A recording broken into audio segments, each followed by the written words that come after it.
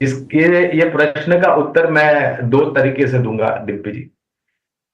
पहला तो, अगर आपने लिस्टिंग गेन्स के लिए निवेश नहीं किया है, बाजार में से कर्ज पे से पैसा उठा करके निवेश नहीं किया है, आपका खुद का पैसा है, समय की पाबंदी नहीं है, तो जैसे मैंने कहा डिम्पी के हाउसिंग फाइनेंस क्षेत्र में खास करके ब्याज दरों की कटौती आते हुए हमें लग रहा है कि बहुत बड़ा मौका होगा। लोन बुक ग्रोथ होगी, ग्रॉस नेट एनपीएस जो है वो सीमित दायरे में है, कोई बड़ी चिंता करने की बात नहीं है। और लिस्टिंग गेंस को लेकर के तो मैं सक्षम भी नहीं हूं कोई किसी प्रकार की टिप्पणी करने के लिए। तो हमें लग रहा है कि ये कंपनी अच्छा करेगी नतीजों के आधार पर। अब आप अपनी सोच और विचारधारा का प्रयोग कीजिए और ये देखिए कि आपको क्या करना है। अगर जल्दबाजी नहीं है तो मेरे ख्याल से किसी प्रकार का उतावलापन नहीं करना चाहिए।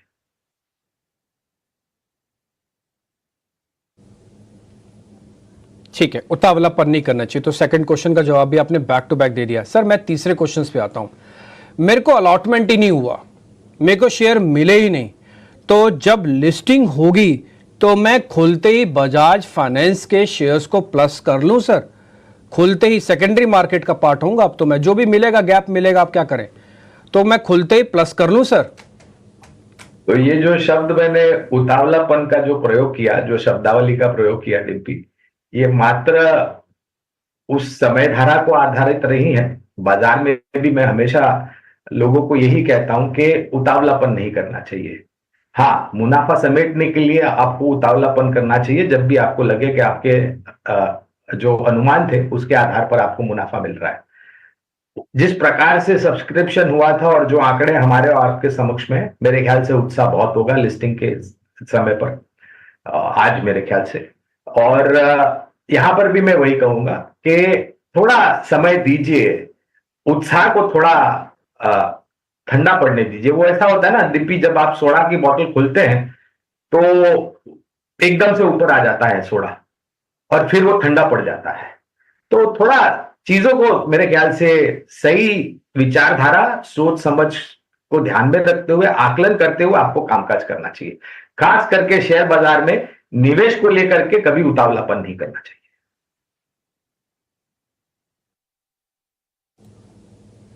ठीक है, मैं आपके क्वेश्चंस का जवाब समझ गया सर। आप ये कह रहे हैं कि खुलते एकदम से उतरने के उतावलापन दिखाने की ज़रूरत नहीं है।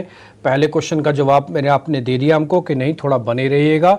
और दूसरा पॉइंट है कि मौका देख के जब आपको लगे कि ठीक है आपके थोड़े पैसे बन गए हैं तो आपको बुक भी करना है तो आप बुक भी कीजिएगा।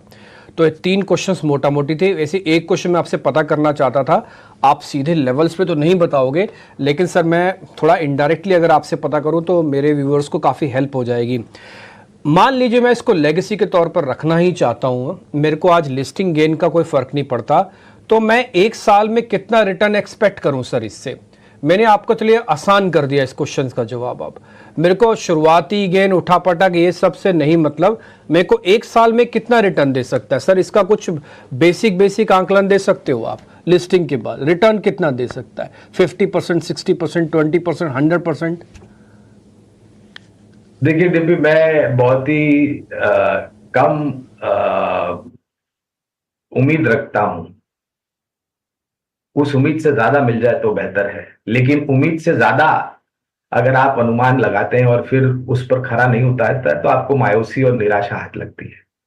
तो मेरे ख्याल से नतीजों को ध्यान में रखते हुए और जो टिप्पणियां मैनेजमेंट ने करी हैं उसका अगर मैं आकलन लगाता हूं तो 15 से 20% का रिटर्न आपको मिलना चाहिए। ये निरंतर सालाना नहीं होगा, कुछ साल में, कुछ वित्तीय वर्ष में अनुमान से ऊपर आ सकता है, कुछ वित्तीय वर्ष में अनुमान से नीचा आ सकता है। ये निर्भर करता है कि कंपनी कामकाज कैसे करती है और शुद्ध मुनाफा कैसा आता है। एक चीज और वास्तविकता में ये ध्यान में रखनी चाहिए डिम्पी के शेयर के दाम निर्धारित और आधार होता है कंपनी के नतीजे, शुद्ध मुनाफा और उनका आय जो है वो कैसे आती है। अगर ये निराश होते हैं तो शेयर के दाम भी निराश करेंगे। अगर नतीजे अच्छे आते हैं तो शेयर के दामों में आपको अच्छा ऊपरी तरफ का स्तर और अनुमानित जो लक्ष्यांक है वो ऊपर की तरफ जाते हुए नजर, लेकिन एक संभव अनुमानित 15 से 20% का रिटर्न मिल सकता है। निर्भर होगा नतीजे कैसे आते हैं।